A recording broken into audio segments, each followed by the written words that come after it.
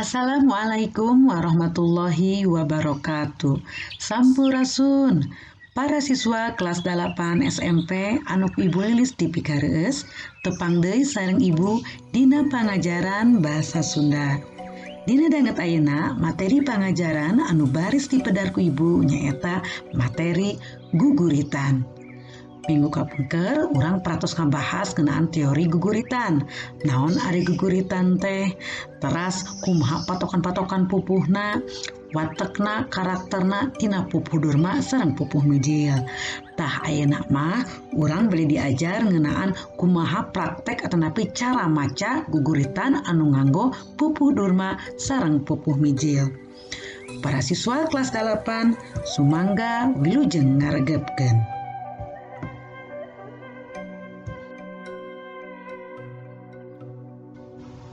Anapun kompetensi dasar keterampilan anu kudu dicangking ku hidup nyaeta para siswa mengekspresikan guguritan pupuh durma atau mijil dengan memperhatikan ekspresi dan teknik vokal. Kanggo tujuan pembelajaranana salaresna dina kompetensi dasar keterampilan aya 2. Hideuk dipiharep tiasa menyusun guguritan pupuh durma atau mijil dengan benar. Teras anu kadua, hideuk kedah tiasa melantunkan guguritan pupuh durma atau mijil dengan kreatif. Tah di dieu ku Ibu dipaparinan Ibu menyanak hiji tujuan pembelajaran nyata hideuk dipiharep tiasa minimal melantunkan salah sahiji guguritan anu nganggo pupuh durma atanapi pupuh mijil dengan kreatif.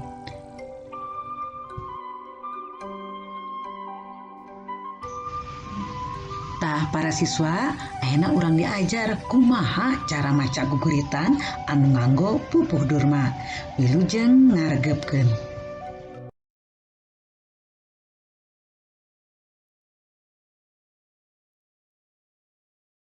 Moal ngejat sanajan ukur satapak, geus dipasti ku janji, mun tacan laksana numpes musuh sarakah, henteu niat sajabalik najan palastra, mati di medan jurit.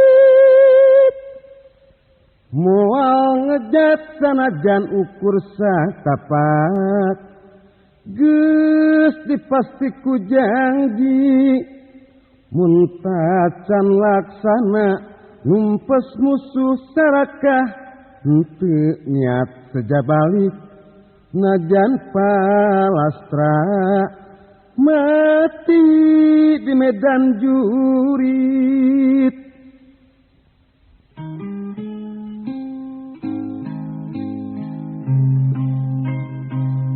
Di mana si penjajah pada amarah marudah manang kapok anggur gaul, najan dipuyuk dirojok negeri sapuana umumna ngabela nyempad rasa politik penjajah, tapi nu ngajajah kepasrah pisadra terus meres ngahina nyerina.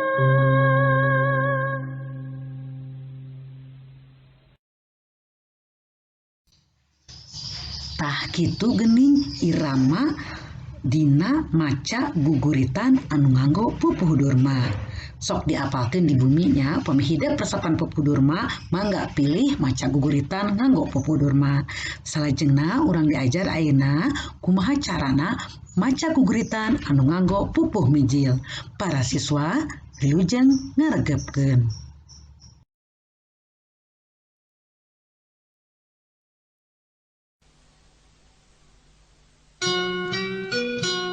Aduh Gusti anu maha suci, sip abdi rumaos, pangna abdi dumugi ka kesre, reh kasepuh parantos kusir, tak kabur sareng dir, tega nungdung sepuh.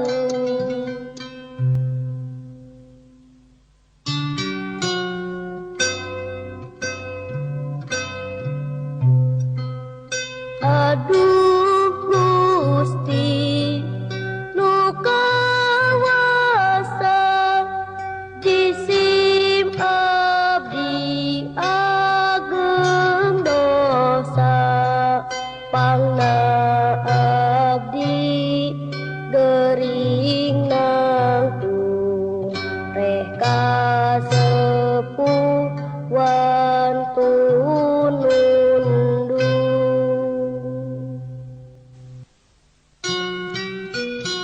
Aduh Gusti anu maha suci, sip abdi rumaos, pangna abdi dumugi ka kesre, reh kasepuh parantos kusir, tak kabur sareng dir, tega nundung sepuh.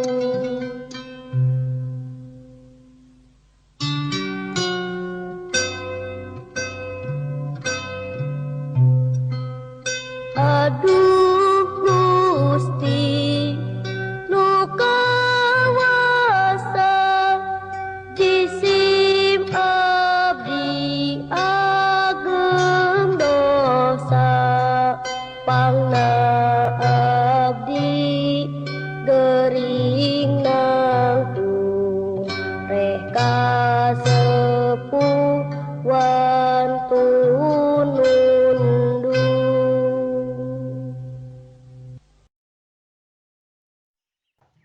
Tah para siswa kitu geuningan cara maca guguritan anu nganggo pupuh durma sareng pupuh mijil. Hidep tiasa milih salah sahiji di antara pupuh durma sareng pupuh mijil. Ayeuna ibu bade maparenan pancen praktek maca guguritan. Kahiji, pek hidep pilih salah sahiji naskah guguritan anu nganggo pupuh durma atau pupuh mijil. Anu kadua, apalkeun rumpaka atau napi lirikna sareng irama cara macana. Minimal hidep apal sapada atau napi sabait nganggo ekspresi sareng teknik vokal anu luyu jeung watek sareng irama pupuhna. Anu katilu, minggu payun hidepkeun ku ibu dites saurang-saurang langsung dina jadwal Google Meet bahasa Sunda kelas hidep sewang-sewangan. Para siswa mangga apalkeun di bumi supados ke minggu payun hidep tiasa midangkeun kumaha cara maca guguritan nganggo pupuh durma atanapi pupuh mijil. Tah para siswa rupina mung sakitu pedaran materi ngeunaan guguritan bagian kadua. Hidep ayeuna tangtosna tos tiasa kenging gambaran kumaha cara maca guguritan anu nganggo pupuh durma atanapi pupuh mijil. Hatur nuhun kana perhatosan hidep sadayana, tepang deui sareng ibu dina pangajaran basa Sunda salajengna. Wassalamualaikum warahmatullahi wabarakatuh.